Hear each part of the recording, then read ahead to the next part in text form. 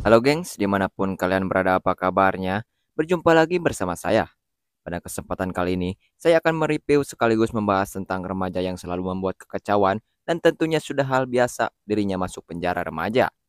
Oke lah, daripada banyak basa-basi di awal, bagi yang suka dengan channel ini, tekan tombol subscribe agar tidak ketinggalan video menarik lainnya dari channel ini. Jika sudah, yuk gaskeun.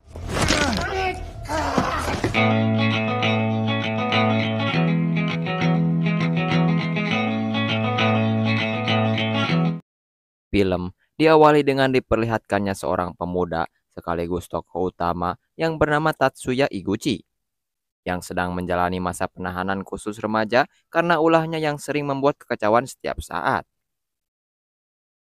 Dia adalah pemimpin generasi kelima Tokyo Komae yang dijuluki sebagai anjing gila.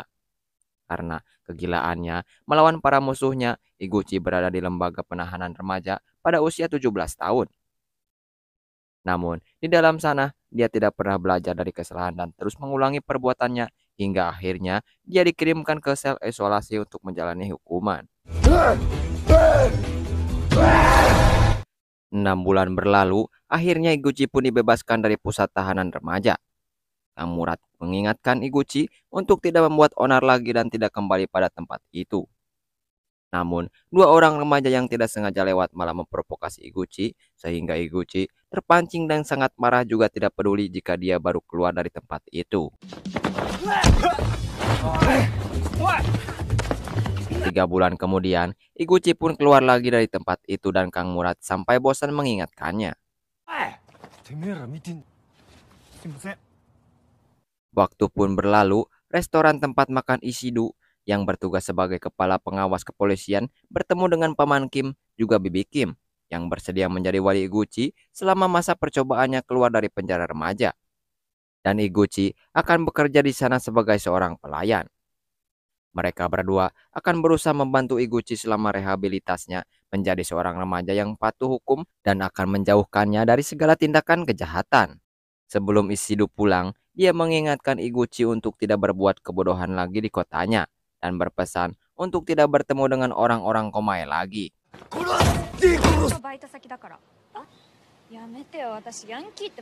Kemudian saat Iguchi akan membeli rokok, tak sengaja dia melihat motor Kawasaki FX. Dia sangat terkagum-kagum melihatnya karena motor itu salah satu motor impiannya yang dia inginkan. Namun, pemilik motor itu Abe Kaname tidak senang motornya dipegang-pegang oleh Iguchi, bahkan mengajaknya untuk berkelahi dengannya. Iguchi sempat terpancing dengan tantangan itu, namun karena dia teringat dengan kebaikan Paman Kim yang mau menerimanya selama masa percobaannya, Iguchi mengajak Kaname untuk bertarung di belakang agar tidak ada orang yang melihat pertarungan itu. Abe tak menyangka ada orang yang mau berkelahi dengannya dan menduga Iguchi bukan berasal dari kota itu. Dia akan memberikan semua rokok miliknya itu kalau Iguchi bisa mengalahkannya dalam pertarungan 1 lawan 1.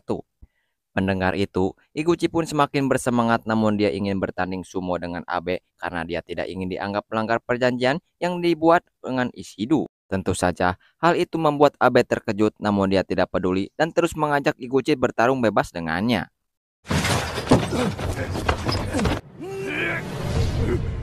Abe pun akhirnya menuruti permintaan Iguchi bertanding sumo dengannya, walaupun dia tidak tahu mengapa Iguchi bersikeras untuk bertanding sumo dengannya.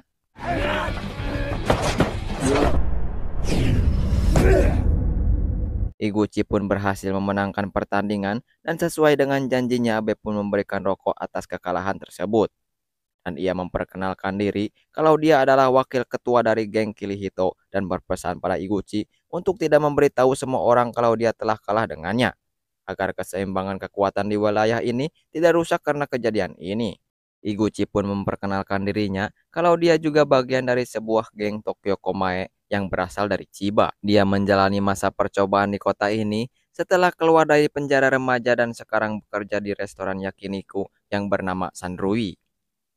Dan Abe pun mulai bercerita kalau geng Kirihito itu adalah geng yang beranggotakan 100 orang. Gengnya itu dipimpin oleh Tanjawa Atsushi, sang dewa penjaga, seorang lelaki yang mempunyai kekuatan bertarung tidak masuk akal. Bahkan sepuh seperti dirinya mungkin tidak akan mampu mengalahkannya. kemudian dirinya Abe karena mewakili Kirihito. Taguchi Masaru, si penjaga Buddha mantan judo dan yang terbaik di dalam hal kekuatan. Kapten penjaga Meguro Suya, si tinju gila Koyoken Banjo pengatur strategi dengan mempunyai kecepatan dalam bertarung paling baik di Kirihito. Kapten pasukan Nagashima Keiku, si pendekar pedang pembunuh bahkan Abe tidak bisa mengalahkannya kalau dia sudah memegang tongkat di tangannya. Dan dua orang anggota baru juga mempunyai kekuatan tempur tinggi, Muti Sogo sang dewa petir Reijin dan Samamura Ryo, dewa angin Fuji. Mendengar penjelasan dari Abe, jelas saja membuat Iguchi sangat bersemangat karena ternyata di kota ini banyak orang-orang kuat seperti dirinya. Namun, karena dia masih dalam masa percobaan hukuman, dia tidak akan bisa bertarung untuk saat ini. Abe mendengar itu sangat terkejut dan meremehkannya, karena tidak mungkin orang lemah seperti dirinya mampu menghadapi mereka. Keesokan harinya, Abe pun makan di restoran milik paman dan bibi Iguchi. Iguchi yang melihat Abe di sana sangat terkejut karena dia tidak menyangka Abe benar-benar datang ke tempat itu. Abe mengatakan kalau dia sekedar mampir dan sedang mereka asik mengobrol, di televisi mengabarkan berita tentang sebuah kecelakaan yang merenggut nyawa seseorang pengemudi mobil. Menurut polisi yang menangani kecelakaan itu, ditemukan beberapa obat-obatan terlarang di dalam mobil tersebut. Abe yang melihat berita tersebut tidak begitu terkejut karena dia menduga kalau itu perbuatan dari geng Bakurakan, sebuah geng remaja yang melakukan kegiatan sama seperti layaknya gangster kejahatan. Kemudian, di sebuah klub malam, geng Bakurakan terlihat sedang mengadakan rapat bersama dengan semua anggotanya untuk membahas peluang bisnis narkobanya mereka dengan melihat kondisi perekonomian yang sedang melemah. Sehingga memudahkan mereka menghasut setiap masyarakat untuk bergantung pada narkoba. Geng Bakurakan dipimpin oleh 3 orang bersaudara, yang dipimpin oleh kakak tertua Kajumasa, kakak kedua Koji, dan si bungsu Kenjo. Tiba-tiba, geng Neighborhood datang dipimpin Harikawa masuk ke dalam sana dengan membawa salah satu anak buah Bakurakan dengan kondisi babak belur. Harikawa mengatakan kalau anak buahnya telah menabrak mobil miliknya dan dia meminta ganti rugi pada Kajumasa sebanyak 1 juta yen. Tanpa pikir panjang, Kajumasa pun memberikan uang itu kepada Harikawa, malah dia akan menambahkan lagi uang 1 juta yen kepadanya jika dia mengalahkannya dalam pertarungan 1 lawan 1. Namun, jika dia kalah, Harikawa harus memberikan 2 juta yen kepadanya. Mendapati tantangan seperti itu, Harikawa sangat bersemangat apalagi dia sangat meremehkan Kajumasa.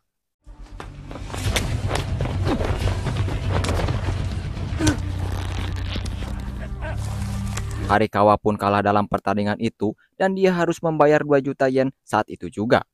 Namun, karena mereka hanya mampu membayar 1 juta yen, Kajumasa pun memberikan keringanan kepada mereka, tetapi ada satu syarat yang harus mereka penuhi. Mereka akan diberi tugas untuk menjadi prajurit dalam tawuran yang akan mereka lakukan dengan geng Kirihito nanti. Dan jika mereka menolaknya, maka mereka tidak akan bisa keluar dari sana hidup-hidup. Singkat cerita, saat Iguchi sedang berjalan menuju restoran, setelah membeli beberapa bahan makanan restoran Paman Kim, tak sengaja dia bertemu dengan Abe yang akan menuju arena bowling untuk bertemu dengan kawanannya. Abe lalu menawari Iguchi untuk ikut dengannya melihat-lihat keadaan di sana sekaligus bertemu dengan kawanannya. Abe bercerita kalau dulu ada sebuah tawuran yang melibatkan 4 geng besar terjadi di tempat ini. Mereka adalah Gurao, Kirihito, Asura, dan SID. Namun perang besar itu berubah menjadi tragedi, di mana dalam tawuran itu banyak orang yang meninggal akibat perang tersebut. Maka akibat tragedi itu, juga keempat geng sepakat untuk menandatangani sebuah perjanjian agar tidak terjadi tawuran kembali. Sesampainya di sana, nampak para petinggi geng Kirihito tidak begitu suka dengan keberadaan Iguchi di sana. Mereka semua nampak meremehkannya karena orang yang dibawa Abe terlihat begitu lemah untuk ikut berkumpul dengan mereka, bahkan mereka terus-terusan menghina Iguchi. Tak lama pimpinan geng Kirihito Tanjawa yang telah sampai di tempat itu memperkenalkan dirinya kepada Iguchi. Namun karena suasana hati Iguchi yang sudah tidak senang dengan perlakuan geng Kirihito terhadapnya, dia tidak peduli lagi dengan statusnya yang saat ini sedang menjalani masa percobaan dan mencoba menantang mereka semua untuk berkelahi. Tiba-tiba Chihiro, gadis yang bekerja di tempat itu, yang sempat Iguchi taksir, datang mencoba mencairkan suasana dan menghentikan keributan yang akan mereka lakukan. Dan sepertinya para berandalan dari Kirihito sangat menghormatinya, bahkan Tanjawa terlihat sangat menurut takut dalam segala perkataan Chihiro. Namun tidak dengan Iguchi yang sangat marah kepada Chihiro karena berani-beraninya mencampuri urusan pria dalam perkelahian. Iguchi mengatakan kalau dia tidak bisa hidup dipandang rendah meskipun dia harus mati dalam sebuah pertarungan. Mendengar itu, Chihiro semakin dibuat kesal dan karena itulah dia sangat membenci para gangster karena mereka hanya melihat tentang sebuah harga diri. Namun, tidak bisa melihat bagaimana reaksi orang-orang di sekitar mereka yang sangat membenci perkelahian. Dia pun mempersilahkan mereka untuk berkelahi sepuasnya, namun dia juga akan segera menghubungi polisi untuk datang ke tempat ini. Iguchi pun akhirnya menyerah karena dia tidak mau masuk lagi ke dalam penjara. Begitupun Tanjawa yang akhirnya membubarkan pertemuan ini. Abe lalu bercerita tentang Chihiro. Dia bekerja paruh waktu di tempat ini dan dia adalah adik dari Minigawa Josuke, ketua generasi kelima dari geng Kirihito, dan perang besar dia ceritakan tadi telah merenggut nyawa dari Josuke. Chihiro mulai bekerja paruh waktu di sini 6 bulan setelah perang itu terjadi, dan dia bertekad untuk menghentikan segala bentuk kekerasan di sini meskipun tempat ini menjadi tempat tersulit baginya. Bila terjadi sesuatu pada Chihiro, geng Kirihito tidak akan tinggal diam saja, meskipun mereka akan melanggar perjanjian mereka. あつし、あっちゃんって呼んでね。